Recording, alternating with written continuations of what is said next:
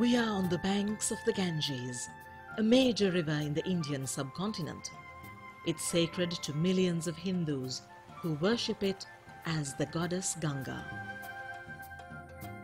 Here in the plains of Uttar Pradesh, the mighty river flows gently downstream. Its journey of over 2,500 kilometers stretches from the Himalayas to the Bay of Bengal. Today, the Ganges is highly polluted, and its river basin is the most crowded in the world. This pollution is seen everywhere in Kanpur. The city of 4 million people sits on the southern bank of the Ganges. Every day and night, the city discharges large volumes of untreated sewage and industrial waste into the holy river. These waters are full of pathogens and hazardous chemicals. अब गंदवा देख रहे हैं, गंदवा चली रहा, पानी सब पहला बंद, पीने वाला नहीं, नहाने वाला नहीं, ना देवी देवतन चढ़ाने वाला. Raspati is 75 and has lived here all her life. In her younger days, she used to work as a farmer. पानी साफ रहा है, नहाने रहा, पीते रहा, गंगा मैया मैया आ रेत खेत किन जाता रहा, पिया जाता रहा, नहावा जाता रहा, बनावा खावा है. अब पानी का गंदावा चली रहा है. She has noticed another change about the river. ये पानी कम हो रहा है, 35 साल से पानी कम हुआ चला आ रहा है. Her neighbors are grappling with the same problems. One of them is Sunil Nishad, who grows wheat and flowers. He must use whatever water he can find. हमारे गांव में करीब 500 किसान हैं जो सभी लोग ग्राउंड ट्यूबवेल सीवर लाइन का जो पानी आता है उसका उपयोग करके खेती करते हैं. Sunil and other residents know how unsafe this water is, but they have no choice. ये पानी जो हम लोग प्रयोग करते हैं खेती में और पीने के लिए ये बिल्कुल से सुरक्षित नहीं है. शहर के जो मल जल है, कारखाने हैं, उनका बिना साफ किया हुआ पानी आता है.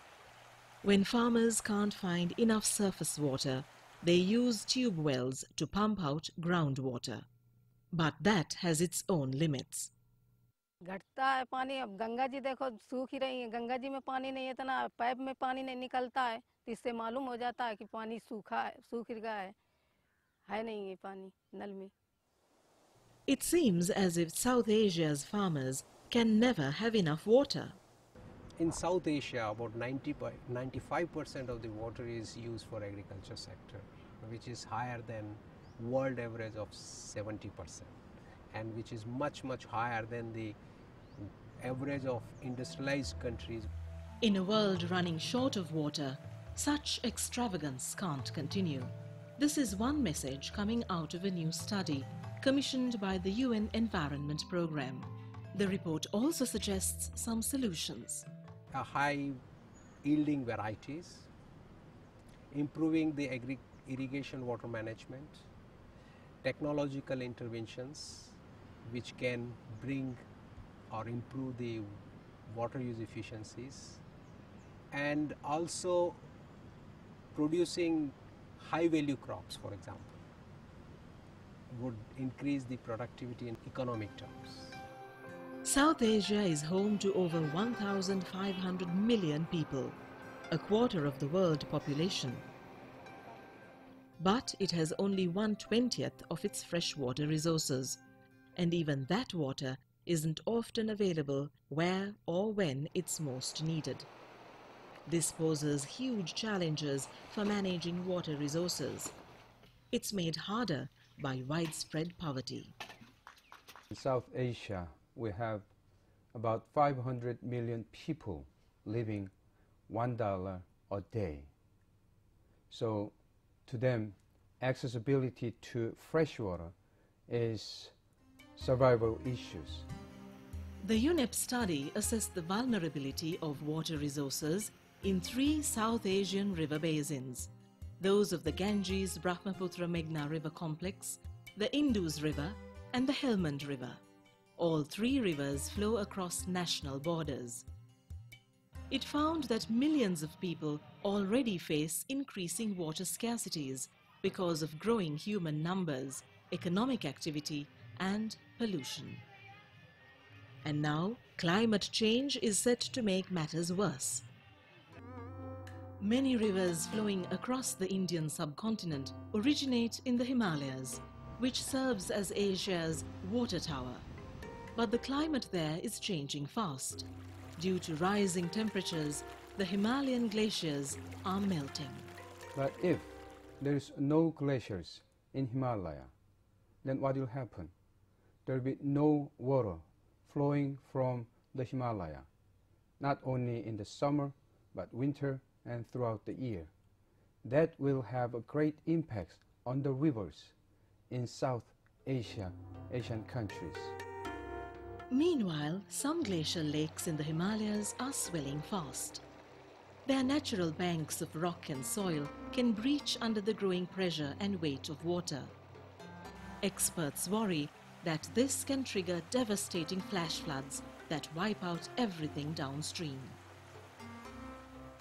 The people of Bedding are living in the shadow of this potential disaster. This Nepali village is close to the Shorolpa glacial lake. It has been formed in the past 40 years by the meltwater from the Tradcarding glacier.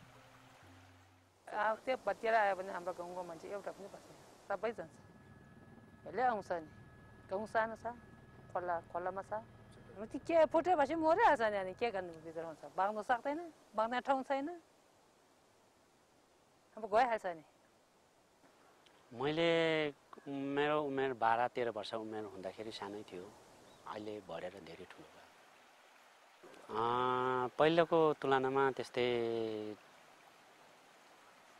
20-30 गुणा नै ठुलो भइरहेको महसुस छ त्यो चाहिँ माथिको him ओसहरु आइसहरु बिलेर सबै त्यसमा जम्मा भएको हुनाले त्यो धेरै ठुलो हुँदै गयो.